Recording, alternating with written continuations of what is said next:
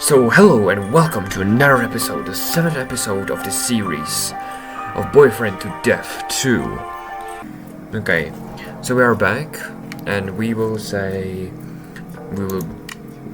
this first answer, I don't know. You. I will gonna skip this because we already know what will happen. Yeah, what do you want with me? What? He's gonna be confused. I don't have to be a problem. He paused. And I would just ask for a chance. He started to look at me with disgust. Another chance? How many chances? He seemed to be getting more agitated. I've tried 100 times, 1,000 maybe. He was breathing harder. It's always fine at first. And then they say, or I do something. Lawrence just... And everything is hell again. It won't be long now. So let out the awkward, angry sounding laugh. I'm not like them, Lawrence. He immediately stopped laughing. He slammed his hands on my legs. Okay, we'll just save this. Down on my legs. Prove it. I don't know how. I was scared. I looked down at myself taped to the chair in this stranger's apartment. I don't know. I started to cry. He slowly took his hands off my legs. Oh. Sorry. Oh, does he really feel bad? He paused and took a deep breath. He began to pace around his apartment. You. What am I gonna do with you? It's getting early. I should just rest. I can't think straight right now. Yeah, I go back to sleep. That's the best idea you ever had. I found myself wondering what time it was. The sun was rising, but I was too frightened to feel tired. You're probably tired too. You're probably diurnal, right? I kept you all night. I will stay silent. I just make you some tea to help you sleep. I will firmly refuse. I certainly wasn't going to drink any tea this guy gave me. I'm not going to drink anything. He was a bit then stopped. I won't make you sleep. Good. He gave up on talking, threw his sweater on and shirt off, and climbed into his bed. I looked down. I sat silence, only broken by my soft breathing. The quiet humidified the room, and the random muffled tones and shouts from other tenants of this building.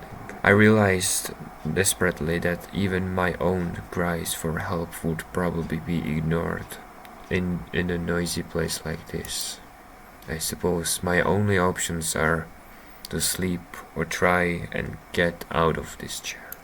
I will just rest.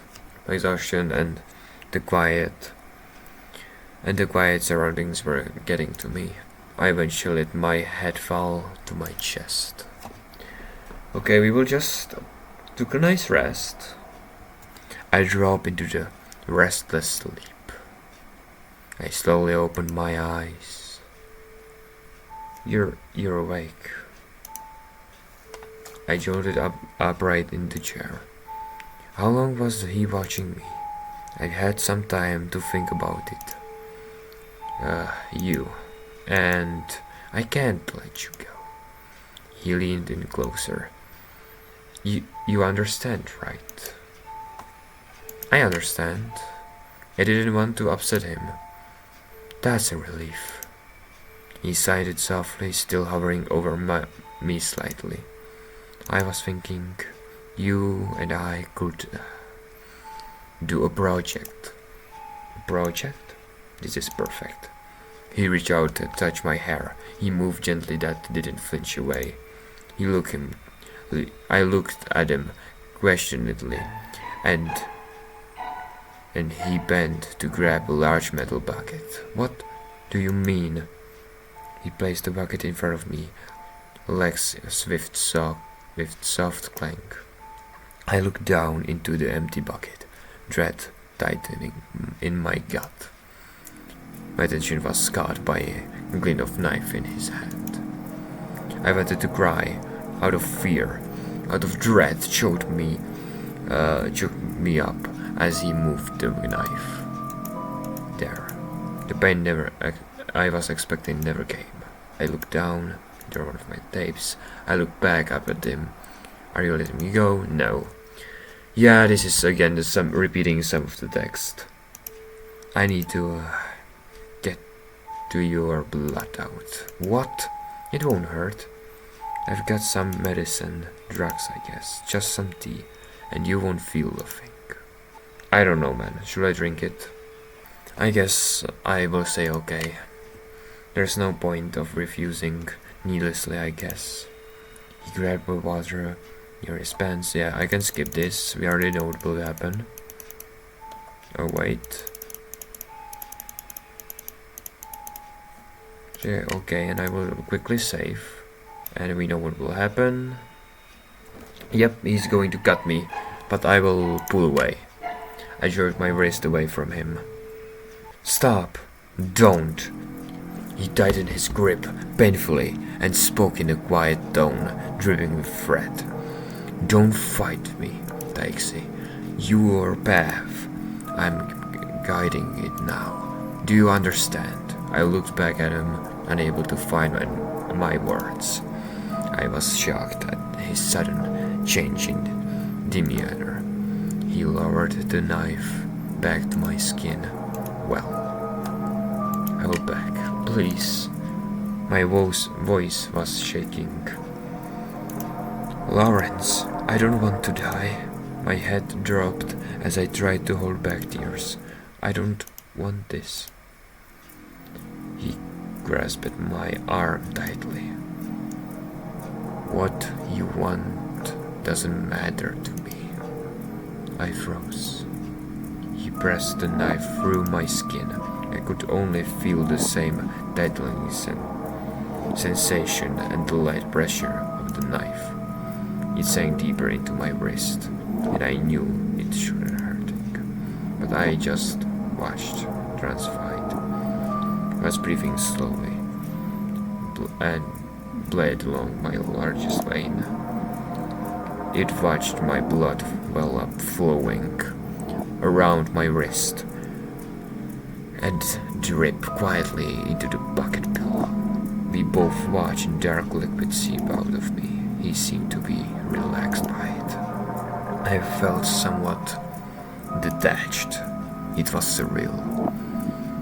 Was this really happening? The flow began to slow and breathe more rapidly. He felt my cold hand, then moved to my other arm. He positioned the knife over my undamaged wrist. I will pull away again. Please. I pulled my arm away from him weakly. Lawrence, I begged. I'm scared. No? He paused. You want to see it happen? See what happened? I'll show you. He held up a small glass of bottle. But you have to drink this. I looked at it and gulped. Of course. More drugs. I looked down and my bleeding wrist already feeling a bit dizzy. Fine. He nodded and held the bottle to my lips. I took a deep breath and drank it. Man, I know he's killing me. I know he's killing me, but wait, hear me out.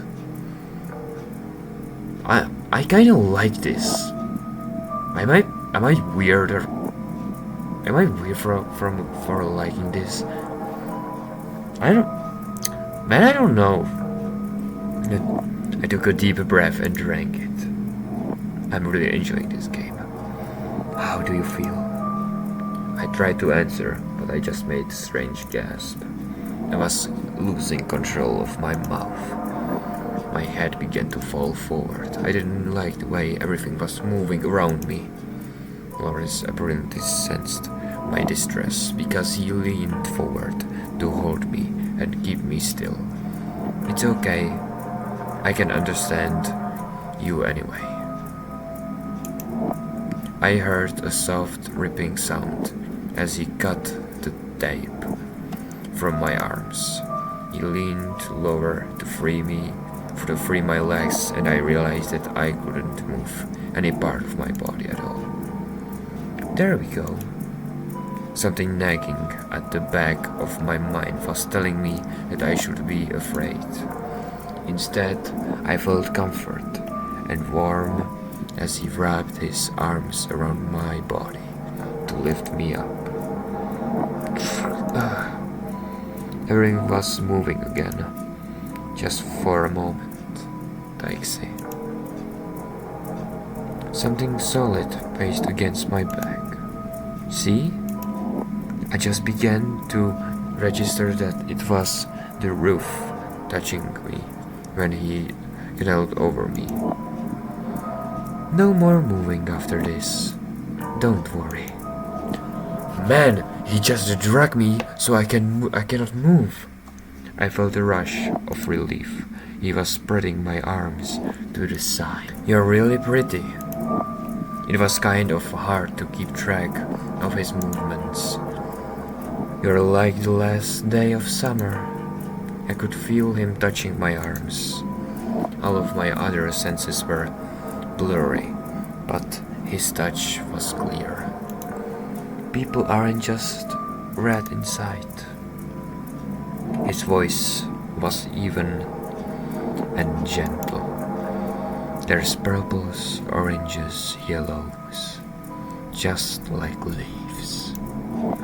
I felt a tiny prick on my arm and a searing pain. Panic came rushing back to me as I found myself unable to struggle or move away from the slicing. I couldn't even look, but pain was explosive and overwhelming. What was he doing? I have to be very gentle. Oh my god. Oh my god. I should probably blur this. Should I blur this? I don't know if I should blur this. Should I? I don't know, man. Is this too much? Am I allowed to show this? I mean, I made this video 18 plus only, and you were warned at the beginning of this video that there will be 18 plus content. I watched his concerning face as he began to pull something from my arm.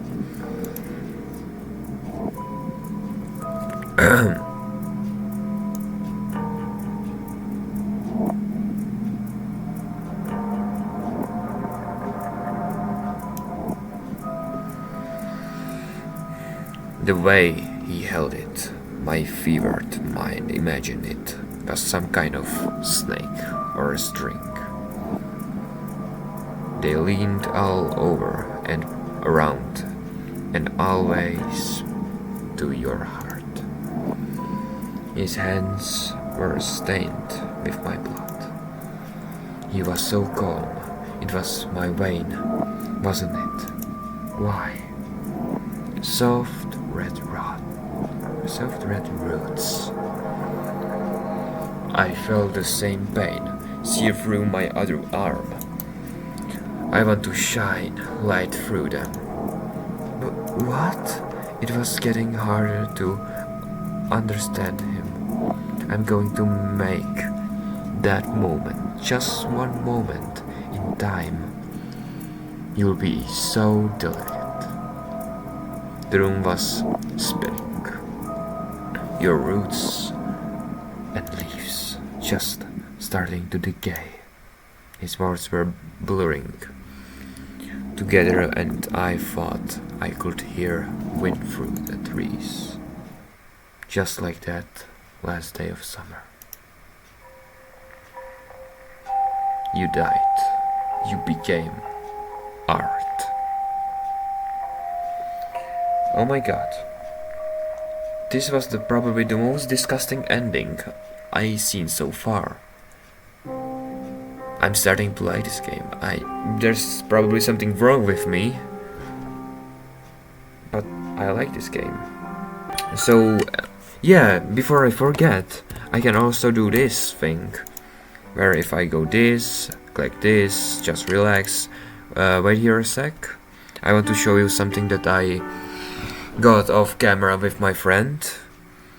Alright, just speedrun this, I will not save this. Ren, my drink. Come on. I will ignore him. Refuse. Dodge. And now, if we go left, there is a road ahead. And we get killed by a motorcycle. Whoa, didn't see you there. With a yell, surprise, but I couldn't seem to move or talk. And you made a real mess. I noticed my blood gliding on the bike before everything went cold and dark. You died.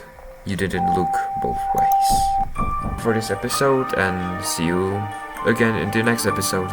Goodbye.